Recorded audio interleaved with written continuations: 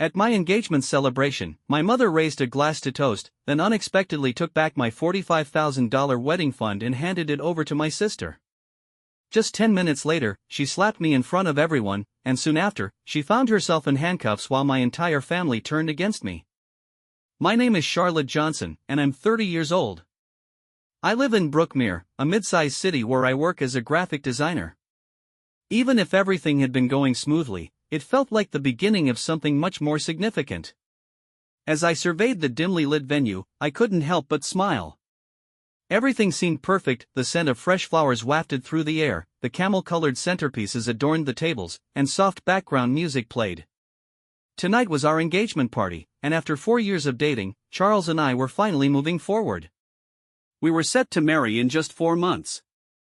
Charles, tall and warm as ever, stood beside me, his hand resting lightly on the small of my back. He had joined the marketing agency where I worked in the creative department 4 years ago, and that was when I first met him. We clicked during a company off-site retreat, and everything just fell into place. He was intelligent, trustworthy, and kind. We had built a life based on mutual respect, trust, and shared goals. As I looked around the room, I saw many familiar faces smiling back at me, Charles's parents, old college friends, co-workers, and even some cousins I hadn't seen in ages. Naturally, my own family was present, or at least most of them were. At a table close to the front sat my parents, Owen and Erica Johnson. Their smiles appeared forced and rigid. My younger sister, Chloe, was also there, idly scrolling through her phone as if she had been coerced into attending. Given her history, this was likely her third phone this year. We had never been particularly close, and the gap between us had only widened over time. I chose to ignore the uncomfortable tension. Tonight wasn't about past family dynamics. It was about commitment, love, and the next phase of life, or so I thought. Erica stood up and gently tapped her wineglass with a spoon, drawing everyone's attention. As the sound echoed throughout the room, she smiled, though it didn't quite reach her eyes. "Can I have everyone's attention, please? First, I want to say congratulations to my beautiful daughter Charlotte and her wonderful fiancé, Charles. I hope your marriage is filled with love, joy, and happiness." A round of glasses was raised, and polite applause followed. I grinned and thanked Charles for squeezing my hand beneath the table. However, my mother's tone shifted abruptly, becoming colder and more deliberate. "I also have an important announcement to make," she said, setting down her drink. "After discussing it with Owen, we've decided to give Charlotte's $45,000 wedding fund to Chloe instead." The room fell silent. Confident that I must have misheard her, I blinked and looked around, expecting someone else to join in the laughter. "That's funny, Mom," I replied, attempting to sound lighthearted. "But that money is mine. I'm not giving it away." Erica's smile vanished in an instant, her lips pressed into a narrow line, and her face hardened. "This isn't a joke, Charlotte," she snapped. "Your sister is getting married a few months after you, and she needs the money more than you do." My face flushed with heat, and my stomach twisted. "What are you talking about? That's my money, Mom. You and Dad gave it to me, it's in my personal account." "Honey," she began in a tone of artificial calm, "you're doing a great job, and Charles is too. Chloe and her fiancé are struggling, and she deserves a lovely wedding as well." My hands began to shake as I tried to steady myself. I stood up. "We've already planned our wedding with that money. We've been careful, we're being smart with it. We even want to use part of it for a down payment on a home. You can't just take it away." Chloe nearly knocked over her drink as she abruptly pushed her chair back and leaped to her feet. "Charlotte, stop being so self-centered. You could have offered to share it a long time ago. You know I need it more than you do." My jaw clenched as I turned to face her. "This isn't about need, Chloe, it's about what's right. I plan ahead, you blew through your own fund, and now you expect me to just hand mine over." "She lives simply," my mother interjected. "She doesn't have much, and her fiancé is doing the best he can. You've always had more." I shot back, crossing my arms over my chest. Fortunately, the judge offered her a 30-day suspended jail term instead of actual jail time. She avoided making eye contact with me as I sat in the courtroom, and when the judge asked if I had anything to say, I stood up, looked directly into my mother's eyes, and responded unequivocally. I hadn't expected this from her, but no one is above the law. I had been mistaken to believe that things would settle down once the trial drama subsided. Instead, the division within my family only deepened after the slap and the arrest. Erica didn't reach out to me, and I found myself blocked on everything by Chloe. As for my dad, he chose to remain silent. However, the true storm was yet to come. When I returned home 3 weeks after the engagement party, I discovered a hefty envelope in my mailbox. It was the kind of envelope that makes your stomach drop. It came from Holland Sutter Associates, a law firm. Inside was an official notice. My parents were suing me for the $45,000 fund, claiming I had misappropriated it and that it was only intended for tuition costs. I initially chuckled incredulously. When I was 17, I had set the money aside in a custodial account, so it was legally mine. I was given complete control of it when I turned 19. Chloe and I had been informed by our parents that we could spend our money however we pleased once we reached adulthood. The only difference between us was that I had been cautious, realistic, and goal-oriented. I used some of the funds to pay for my education at a public university, covered the remaining amount with a scholarship, and let the account grow. I was continually making plans for the future. In contrast, Chloe attended an expensive private school, dropped out after 2.5 years, and used the remaining funds to start a boutique that collapsed after 7 months. She had squandered her money on a launch party with hired influencers, an extravagant photo shoot, and branding. When everything fell apart, all she had left was a fancy car she had bought on a whim, believing she would succeed. Now, she and my parents wanted my money because she had lost hers. I engaged Brianna Lane, a sharp, composed, and self-assured lawyer. She reviewed my documents and then turned to me, saying, "They don't have a case. The account was gifted to you, there are no restrictions on how you use it. Any mention of a verbal agreement won't hold up in court." I nodded, feeling both relieved and irritated. "Then why go through all this?" I asked. Brianna shrugged. "Because some people would rather drag you down than admit they made mistakes, especially when they're protecting someone else." Suddenly, I realized I was facing not just a court battle but a lifetime of imbalance, denial, and partiality. My mother wasn't merely trying to embezzle my money, she was making me pay for Chloe's failures in an attempt to compensate for them.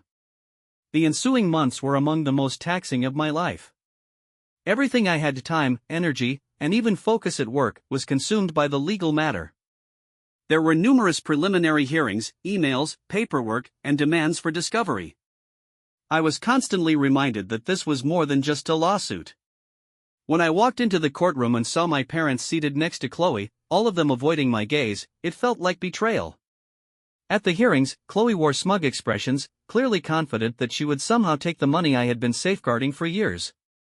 During one particularly heated session, she stated that the fund had always been intended solely for college expenses. "Did you use all of your funds strictly for college expenses?" my lawyer asked her bluntly as he stood up. Chloe hesitated, mumbling, "Well, not all of it," she admitted. Brianna nodded. "In fact, you dropped out of college and used the remaining amount for your own business venture and a luxury car, didn't you?" Chloe's expression tensed. "That's not relevant," she retorted.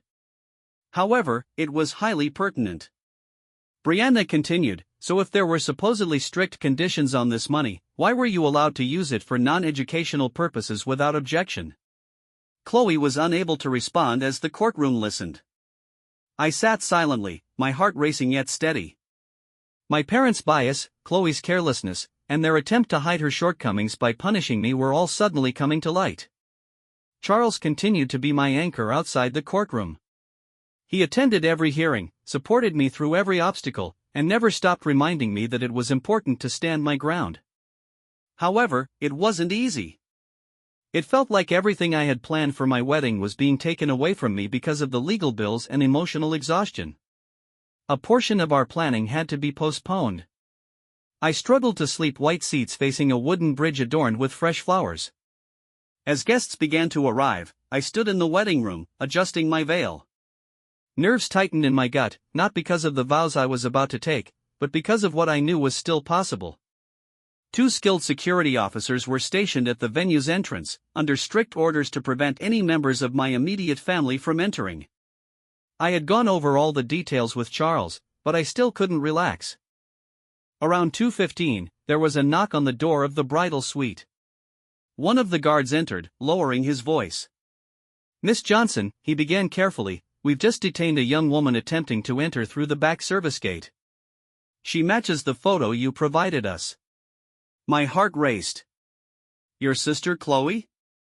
I asked, anxiety creeping into my voice. "Was she alone?" "Yes," he replied, "but she was carrying a tote bag. When we opened it, we found a large can of red paint." My throat tightened. Each breath felt heavy. She intended to destroy the bridal gown, the venue, and the day itself. Disbelief, sadness, and rage fought for space in my chest. The guard asked, "Do you want to press charges? We can contact the local sheriff right now." I paused. I had every reason to call the police again after the slap, the lawsuit, the falsehoods, the altered photos, and now this. However, this was my wedding day, and their chaos had already cost me enough. I finally answered, "No," in a flat voice. "Just make sure she's removed from the property and doesn't come back. Also, check that my parents haven't tried to sneak in." He nodded and walked away. I sank into a chair nearby, trying to hold back tears.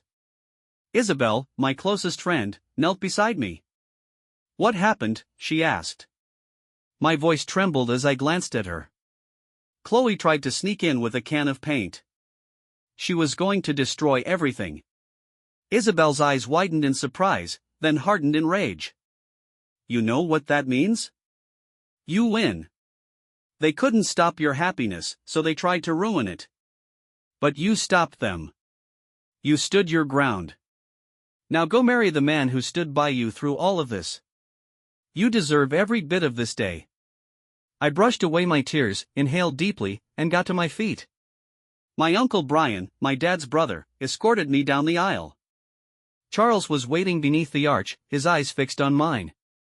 As I entered the garden, the rest of the world vanished.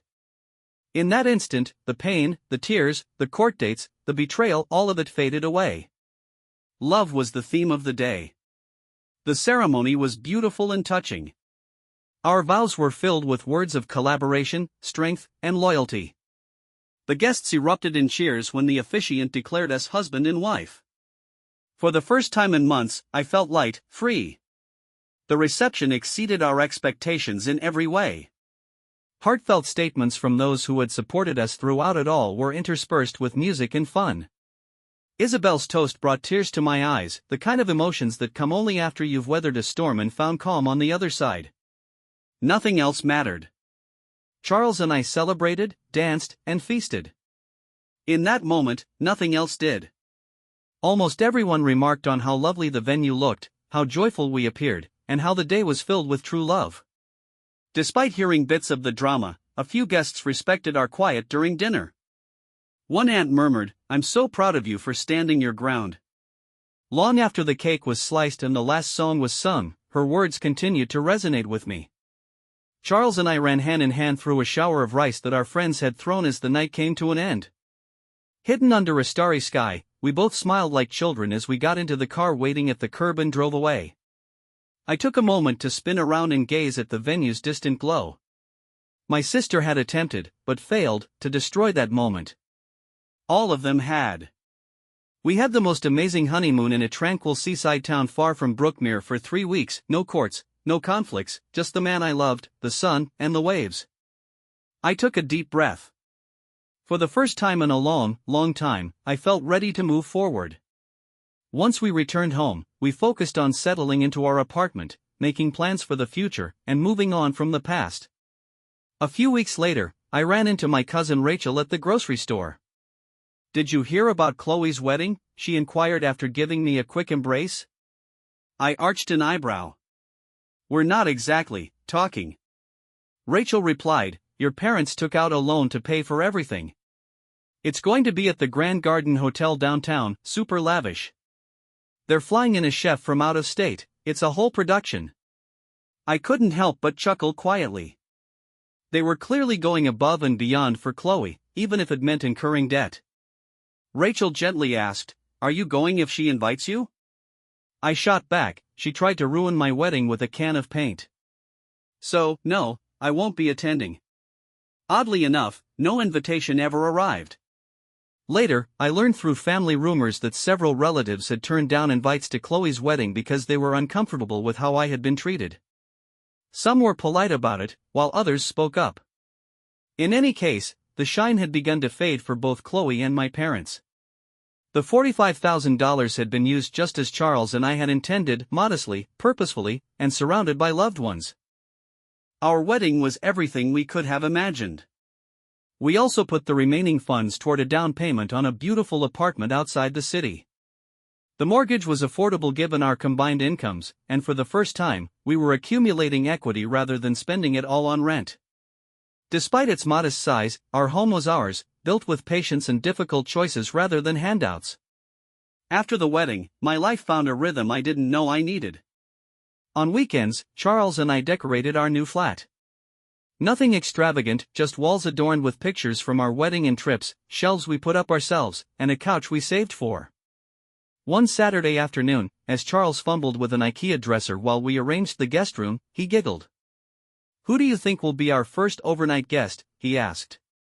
I paused, holding a screwdriver, and my thoughts briefly turned to my parents. In a distant reality, they might say they were sorry. Perhaps Chloe would mature and accept accountability for her actions. I wasn't holding my breath, though. Finally, with a kind smile, I said, "Whoever it is, there'll be someone who genuinely cares about us." Holidays passed without any texts, calls, or invitations. Their absence was painful at first. That year, my birthday went by in silence, and I never heard my mother's voice wishing me a happy birthday for the first time. But then I thought of the slap, the lawsuit, the falsehoods, the paint, the altered photos, and the jealousy-fueled attempts to ruin something innocent. The agony gave way to understanding. Every now and then, Charles would ask me if I believed my family and I would ever find peace.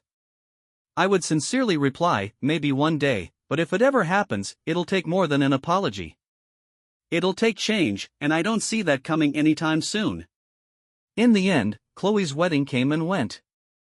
I heard it was extravagant, with matching designer outfits for the bridesmaids, champagne fountains, and a hired string quartet. However, a few important family members chose not to attend because they were uneasy about how my parents and sister had treated me. Even worse, word spread that Owen and Erica had taken out a huge loan in an attempt to make a statement and act as though the previous year hadn't happened. They had thrown everything into that one event, but it had happened, and people remembered. I came to a deep realization as Charles and I nurtured our marriage: family is more than just your genetic relatives. It's the individuals who respect your peace, encourage your boundaries, and rejoice in your victories. Yes, I had lost a lot, but I had gained a home, a husband who supported me no matter what, and friends and family who never wavered after seeing the truth. Above all else, I still had myself. I didn't break down, I refused to give in. I defended what I had created out of honor, not greed. We were able to purchase stability, a home, and a future thanks to the $45,000 investment. In reality, it granted us freedom from coercion, liberty from culpability, and freedom from a family that thought obedience was a prerequisite for love. I defended myself and prevailed, not only in court but in life. Thank you for watching this moving tale. Please remember to like the video to show your support. If you found it touching or relatable, we would love to hear your thoughts, so please leave a comment below. Make sure to subscribe to the channel so you don't miss any new uploads. If you enjoy stories with strong emotions and satisfying endings inspired by real life, thanks for diving into this wild family drama with me. If you love Reddit family drama, don't forget to subscribe and turn on notifications so you never miss the next one.